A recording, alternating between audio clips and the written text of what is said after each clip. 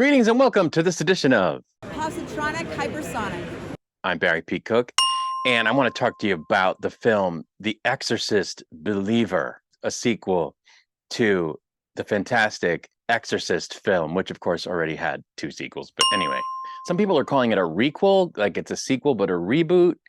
And I guess the reboot angle comes in because they're supposed to make three of these movies now in a trilogy, the next one being called Exorcist Deceiver, which is slated to come out in 2025. But anyway, let's talk about this movie. I saw the trailer for this movie and I was wicked excited to go see it. I am a huge fan of demon possession / exorcism movies.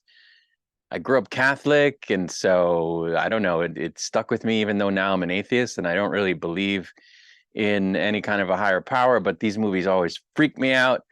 And I like them a lot because, you know, not believing doesn't mean I'm sure there's nothing, right? There could be something. So I don't know. So anyway, these movies always creep me out. And I really wanted to see this, especially because Ellen Burnstyn was going to be in it. The OG mom from the original Exorcist. The woman is 90 years old, and they brought her back for this movie.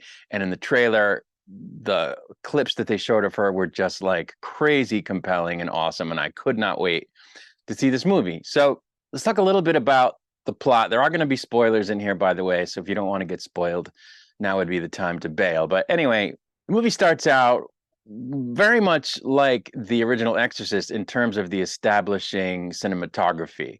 There's a lot of homage there.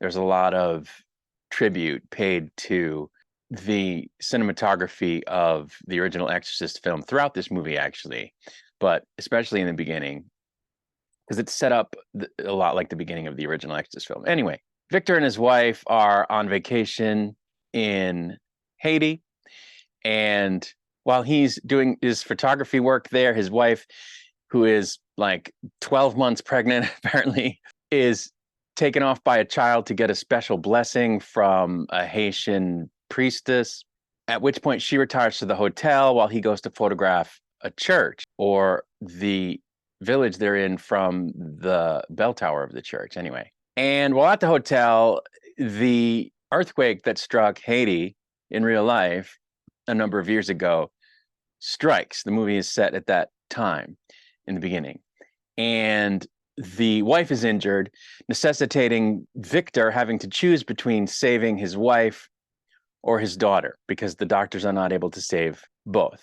We then cut to 13 years later. He's a single dad, and his daughter, Angela, goes off to school, apparently intent on going with her friend, Catherine, after school into the woods to perform some kind of ritual they found out about somewhere. That damn internet. In order for Catherine to be able to try to contact her mom, it involves lighting a candle while holding something that belongs to the person, and then speaking with the spirit after that connection is established. And they end up going missing for 3 days to turn up later, 30 miles away, barefoot and bloodied, and not having any memory of the past 3 days or even knowing how long they were gone. Soon after that, they both start acting super creepy. Angela more so than Catherine, if you ask me, as their possession starts to take hold. So, of course, they're taken for all kinds of counseling and tests, especially when Angela like super freaks out and attacks her dad. And, you know, nobody knows what's going on. But Victor's neighbor, played by the lady who plays the aunt character lady from Handmaid's Tale, is a nurse at the hospital and also a former nun candidate. And she has an encounter with Angela that clues her into the fact that Angela is possessed, because Angela suddenly knows that she used to be a nun and that she stopped being a nun after she broke her commitment to remain chaste, leading up to her becoming a nun, and then ended up having a pregnancy termination. And she also knew what name she'd chosen as a nun, even though she hadn't told anybody any of this. So she tells Victor that she thinks his daughter is possessed, which he initially rejects. But then upon reading a book that she gave him, he decides he has to investigate this possibility further, which brings him to visiting with Chris, the mom from the original Exorcist, played by Ellen Burnstyn. She is excellent in this movie, as I knew she would be from the brief clips of her in the trailer, where she just says some powerful, creepy ass stuff that just brings up the original Exorcist in your mind and takes you back there. And just, wow, it was very powerful. And up to this point, I was really enjoying the movie. I thought they were doing a great job. They were, like I said, not only the beginning, but throughout the movie up to this point, a lot of, visual tributes and even sound cue tributes to the original Exorcist. And I thought that it was setting a nice creepy tone, a mysterious tone, a tone that really makes you feel a sense of dread, because where are the girls? They're missing what happened, and so forth. Because in the back of your mind what you're watching, and that they're possessed, but it's just, they encountered the demon or whatever, but it's just this foreboding is building and everything. And when he meets her, you're thinking, okay, this is where it's going to kick into gear. She's going to go and do battle with this demon because they have a history, and she's a tough old broad, and it's going to get good.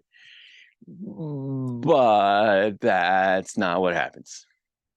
He does go with the Chris character to Catherine's house after visiting with Angela in a mental institution. And the Chris character finds Catherine alone in her room and confronts her, at which point, in a scene that was, I don't know, can we say an homage to a particular scene in the original Exorcist involving a crucifix used as a self-harming tool, though this time it's used as a tool to harm someone else in a similar way, that someone else being Chris, who was blinded by Catherine with a crucifix, which immediately sidelines her character and causes the movie to give us a weird scene where she's barely on screen as the camera focuses on Victor, while she gives like a 2-minute sort of speech with almost no pause and no input from him.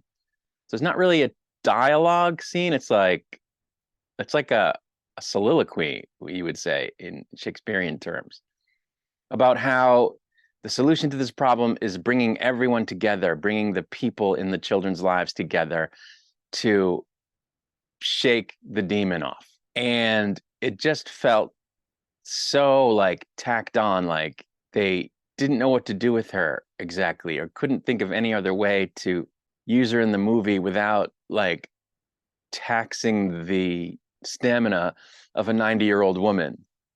And then and they reduced her role to that of a cameo as a result, and then couldn't get out of it in a way that made sense. So they just tacked on this goofy soliloquy, and this is where the movie started to go bad for me, unfortunately. What follows is a bunch of scenes where Victor and the parents of the other kid, who, by the way, are barely in this movie, as which is also true of the Catherine, whose standout scene is the one in the church that you saw in the trailer, where she says, "The body and the blood, the body and the blood," as well as, their sort of evangelical preacher, a root worker that his other neighbor knows from the church he goes to. Guess she's kind of pagan. And that very neighbor and the nurse / former almost sister from next door come to the house to exorcise both of the girls, who, by the way, are released from the mental institution and brought out of their own house to this house for this procedure. And a Catholic priest was invited to attend, but the church tells him he can't, so he doesn't. He just goes to the house and says, "I'm sorry, I can't come in." And he sits in the car and kind of prays from there, because the church didn't sanction his involvement. It's at that point that they do this, I want to call it like a neo-exorcism or group exorcism, because it's not the traditional Catholic rite. It's a sort of gang exorcism where the various faith methodologies for exorcising demons are brought to bear. The root worker sets up like a big circle and has some bowls and some things that are supposed to help get rid of a demon according to that sort of faith. And the evangelical preacher does his evangelical Jesus thing. And the neighbor, who was almost a nun, stands in for the priest and tries to do the Catholic rite. And of course, this is the part where you get all the crazy demon talking and demon antics that you expect in a demon possession / exorcism film, which is fine. It's one of those things that has to be in the movie, that you want to see in the movie, that you go to the movie for, which just happens to be rehashed because there's a bunch of these movies in the world. But it's not the fault of this movie that that's the case, and I don't think they should stop making them because of that. But I'm just telling you, this is the part where that part happens.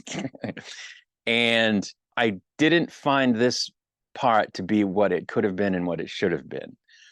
It's usually the part where the movie gets really intense and you're on the edge of your seat, biting your nails. What's going to happen? What's going to happen? And that was not the case here.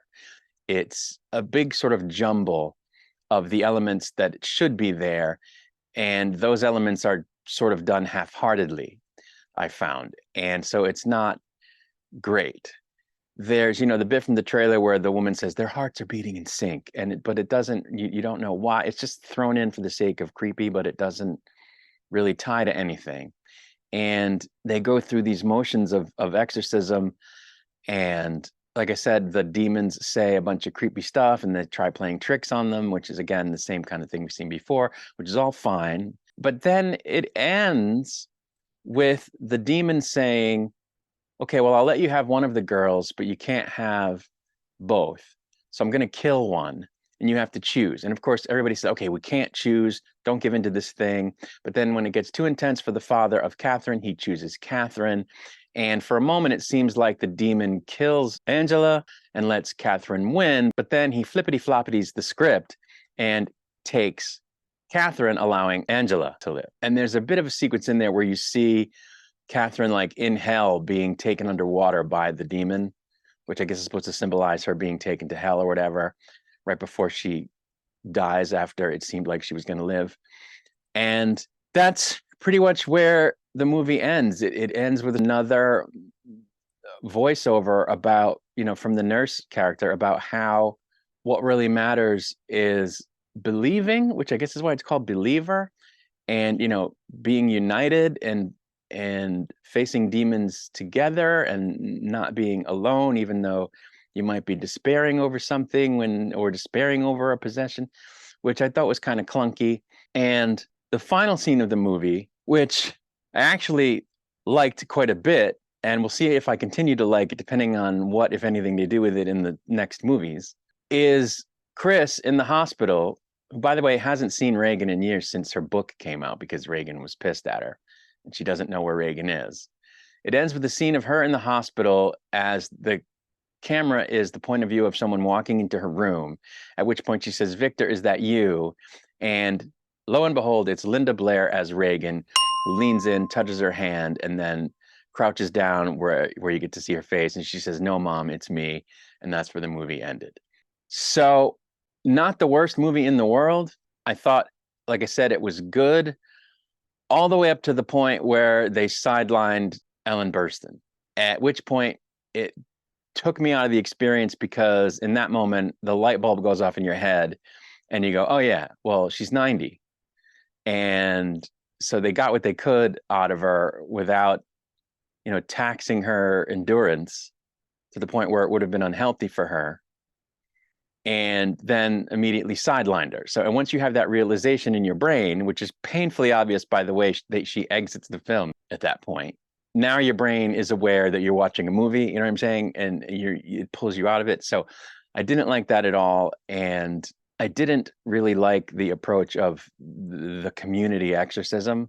I think if they were going to involve other faiths, it would have been better to do them one at a time, where maybe like the one neighbor convinced the father to try his church's approach, and then it made some progress but didn't fully work. And then the Catholic rite was brought in and, finished the job. I think that would have worked better. The priest, by the way, I forgot to mention, the Catholic priest does eventually come in the house and starts doing his thing, and he lays hands on the girls and they twist his head all the way around and kill him pretty gruesomely, which, of course, is a tribute in a way to Reagan's head spinning around in the original Exorcist. But yeah, they decided instead to put it all together, like a beef stew. And it was just a mess, as a beef stew is. And it didn't really work. And, I think it was missing certain elements that need to be there. Like, for example, a common theme in these Exorcist movies is how you have to get the demon to name itself.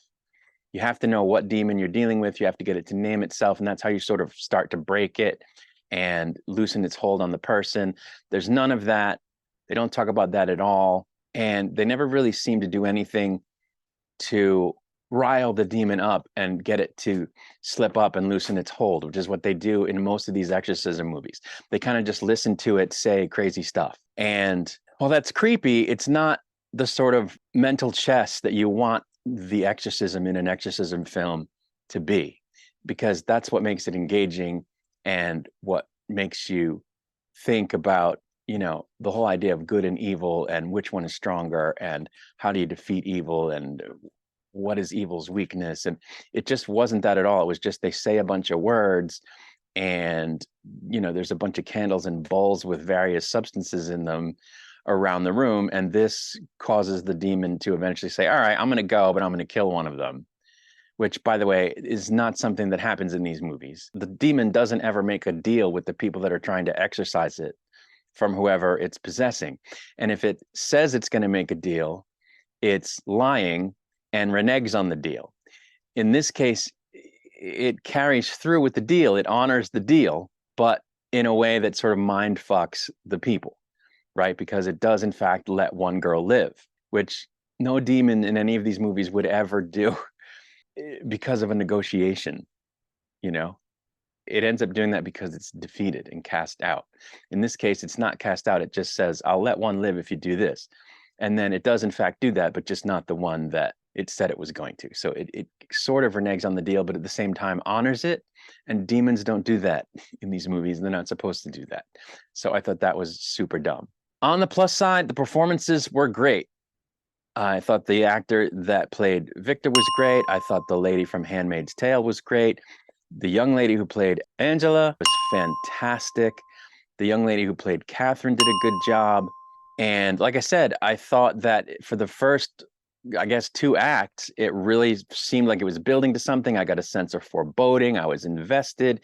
It felt like an Exorcist movie, like not just a generic exorcism movie, but an Exorcist movie, probably because of the tributes to the original they were paying with the cinematography and the sound design. And as a result, like I said, it's a good movie, but it's not what it could have been, and it really disappointed me. And I'm hoping that they can redeem it in the next 2 films. The thing is, will either of them get made if this one tanks? And it's not doing well in the reviews, which I heard about before I went to see it, thinking to myself, okay, well, come on, how can it be bad? It's Ellen Burstyn and it's Exorcist. But yeah, they sort of blew it at the end of the film. And it starts out good, like I said, but falls apart into a bit of a mess. So it was a letdown for me. So, you know, I would still see it, but don't run out to the theater, you know, wait for it to come on streaming there or whatever. And then, you know, maybe if the next one's good, it will redeem this one, but who knows if that will even be made, and it's 2 years away. So it's going to be a while before we know. That's really it. I don't have anything more to say about this movie, so I'm going to get out of here. I'll be back with another video soon. Until I return, don't get possessed. It's never good.